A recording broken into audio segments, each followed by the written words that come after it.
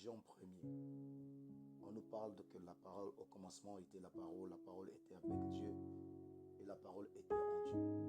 Et cette parole s'était faite chair.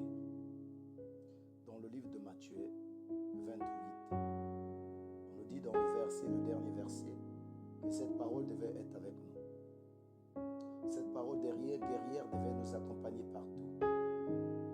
Il dit, je serai avec mon arme. Non seulement cela, mais je vais être dans mon armée. Oh là là, on saisit.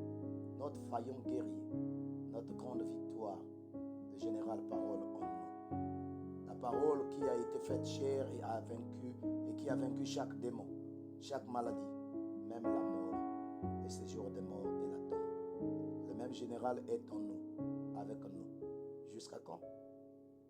Même en nous, posons-nous la question, jusqu'à quand? Mais jusqu'à la fin de ce siècle. Jusqu'à la fin. Pensez-y, c'est lui qui conduit le combat.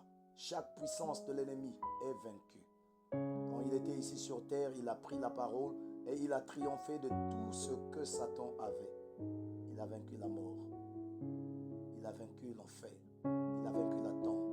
Il est ressuscité le 3e jour. Il est revenu aujourd'hui. Il vit dans son église cette glorieuse parole guerrière. Le guerrier qui était la parole. Et ce même guerrier qui est la parole est en nous. Vivons lui-même. Montrons chaque signe de sa résurrection et de sa venue. Il le fait aujourd'hui, en ce temps du soir, alors que les grandes lumières du soir commencent à briller. Le vaillant guerrier, Christ, a déjà vaincu. Je n'ai rien à faire, sinon suivre. Vous savez que quand David avait vaincu, tous les guerriers qui étaient tout autour de David, chaque personne pouvait prendre son arme. Ils n'avaient plus peur. Parce qu'il y avait le vaillant qui les avait montré la voie. Parfois, tu te poses des tas de questions, montrant combien tu es incapable, combien tu peux rien faire, combien tu es limité, combien ta vie est remplie d'échecs. Si le diable t'attaque à chaque instant parce que le diable trouve en toi l'ennemi de taille.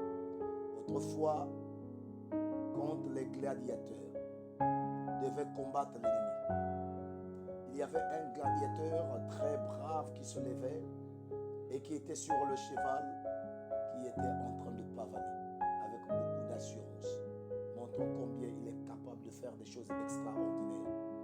Et il devait prendre quelque chose comme sous forme de chaussette et il les jetait devant les autres gladiateurs qui étaient devant en disant que si vous êtes digne, si vous êtes capable, relevez le défi. C'est ainsi que le diable fait. Si il vient devant vous, il vous menace chaque instant parce qu'il remarque que vous êtes l'ennemi de taille. Ils se disent que non, vous pouvez combattre. Vous avez quelque chose en vous. Vous avez quelque chose, vous êtes fort. Mais votre force n'émane pas de vous-même. Mais la force que nous avons, ça vient du grand guerrier. La parole guerrière qui est en nous, c'est ça qui fait de nous des vainqueurs. C'est ça qui fait de nous des braves. Nous n'abandonnons pas. Écoute-moi, frères et sœurs. Peut-être vous êtes dans ce même combat, dans cette même situation. Vous êtes un instrument du Seigneur pour accomplir des grandes choses que Dieu a besoin d'accomplir. Peut-être, hier, ça n'a pas marché. Tu diras que non, hier, j'avais essayé. Non, là, tu conjugues au passé. Mais nous parlons du présent. L'enfant de Dieu conjugue le présent. Parce que le passé, c'est de l'expérience, c'est vrai. Le futur, c'est un défi, c'est vrai. Mais le présent, c'est ta responsabilité. C'est ma responsabilité. C'est ta responsabilité. C'est notre responsabilité. C'est ta responsabilité de combattre. C'est ta responsabilité de défendre ta patrie. Cette parole. C'est sa responsabilité. Ta responsabilité de combattre tous les ennemis de Dieu. C'est la responsabilité de lutter. C'est ta responsabilité de protéger les plus faibles. C'est ta responsabilité de sauver ceux qui sont en détresse. C'est ta responsabilité. Si vous entendez tellement de gens qui vous disent que vous n'êtes pas capable, vous allez demeurer la même personne. C'est vrai, tu ne seras pas comme ce vaillant pasteur, comme cette vaillante sœur. Mais toi, tu es toi. Dieu n'a pas fait d'erreur en t'écriant. Tu n'es pas une erreur. Dans le livre de Psaume 139, il dit « Je te loue parce que je suis une créature merveilleuse ». Oh oui, tu es une créature merveilleuse. Parce que Dieu compte sur toi pour accomplir des grandes choses. Dieu compte sur toi.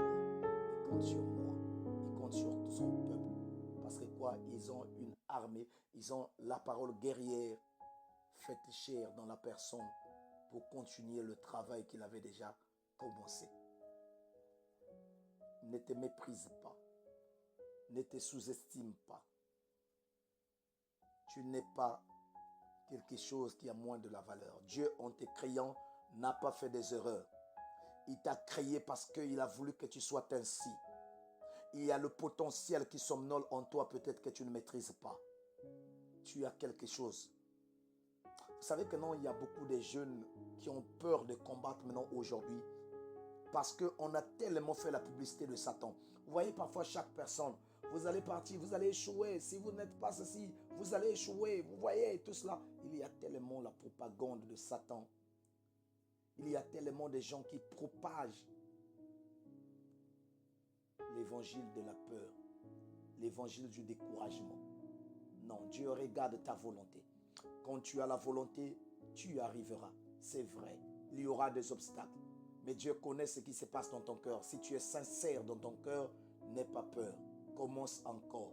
Non, mais j'ai commencé. Ici, ça n'a pas marché. Commence encore.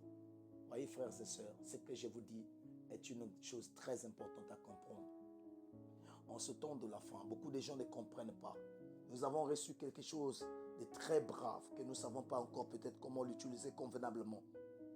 Cette parole guerrière, ça atteint des choses que l'homme ne pouvait pas atteindre au temps convenable. C'est parce que c'est quoi? Nous avons une arme dans notre main que nous ne savons pas utiliser. Cette arme qui consiste à défendre la patrie, à défendre le camp de Dieu. Cette arme est en toi, cette arme est en moi. Celui qui est en toi est plus fort que celui qui est dans le monde. Tu dois croire cela. Tu dois te relever et tu dois repartir dans le combat. Un jour, j'arrive quelque part. Je remarque un frère. Il est en train de vendre la même chose. Il est en train de vendre quelque chose à côté. Mais de l'autre côté, il y a un païen qui est en train de vendre la même chose. Le païen, les choses ne faisaient qu'augmenter. Il était dans la joie. Il est jubilé. Mais je viens voir le frère. Il était triste. Ça m'a découragé. Je dis que non, frère, répare. Tu as un problème. Comment se fait-il que toi qui crains Dieu et que tout ce que tu fais la même chose avec un incirconcis et l'incirconcis est en train de jubiler devant toi et toi tu es dans le découragement. Frère, tu dois revoir ta manière de faire. Si tu as un problème, va parler à Dieu. S'il y a un problème que tu n'as jamais arrangé, va arranger et répare pour aller vaincre. Vous savez que non, il y avait un homme de Dieu, un grand homme de Dieu. Et cet homme de Dieu, il est parti quelque part pour faire des campagnes. Après des campagnes, ça n'a pas marché. Il n'y avait pas la guérison divine. Il n'y avait pas de manifestation. Il est reparti découragé. L'autre l'a prié pour lui dire non, répare, tu fais honte au camp. Vous savez combien de fois nous faisons honte au camp de Dieu? Vous voyez que non, très souvent je vois, nous qui servons Dieu, parfois il arrive que quand les gens viennent avec des maladies simples, les gens se précipitent. Mais quand ils sont devant des maladies incurables, par exemple, quelqu'un qui ne parle pas, quelqu'un qui n'entend pas, quelqu'un qui ne marche pas, très souvent nous avons le découragement. Très souvent notre foi s'affaiblit. Il y a un problème parce que nous ne comprenons pas le guerrier qui est avec nous, le guerrier parole. Vous savez que nous sommes les ouvriers de la 11e heure. Dans Matthieu 20, on parle de ce qui devait arriver à la dernière minute. Nous sommes les secrets que Dieu avait. Il s'agit de nous qui étions cachés dans le secret de Dieu. Nous sommes le piège de Dieu pour détruire le camp de l'ennemi. Oui, nous le sommes. Oui, peut-être que tu ne vois pas encore cela. Oui, tu l'es. Change ta manière de voir les choses. Tu dois être dans la victoire. Tu es fait pour vaincre.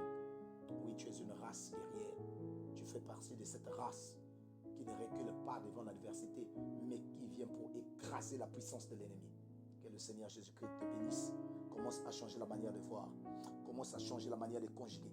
Commence à changer la manière de te positionner. Et le Seigneur